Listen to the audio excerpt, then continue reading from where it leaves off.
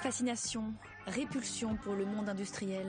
Peter Claesen a toujours admiré les grosses cylindrées et tout ce qui a trait de loin ou de près à la mécanique. Dans le même temps, l'artiste d'origine allemande, mais installé en France depuis les années 50, s'engage contre la société de consommation et l'industrialisation à outrance. La thématique des lost landscapes liée à la destruction de nos paysages par l'industrialisation, par la pollution.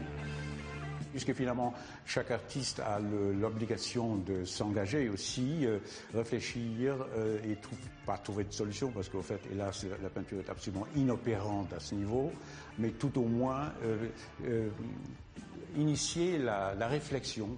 Artiste majeur de la figuration narrative, un courant né dans les années 60, Peter Claesen a exposé partout dans le monde, est visible dans plus de 80 musées d'art contemporain et collections publiques, et donc, et c'est un événement, visible à l'Estampe, galerie strasbourgeoise. Le vrai métier, c'est de faire de l'édition, et donc mon rêve, ça a toujours été d'arriver à éditer des artistes de niveau muséal, on va dire, comme Peter Claesen. Et donc c'est un travail d'éditeur qui est derrière. C'est-à-dire que depuis 5 ans, j'édite Peter Claesen.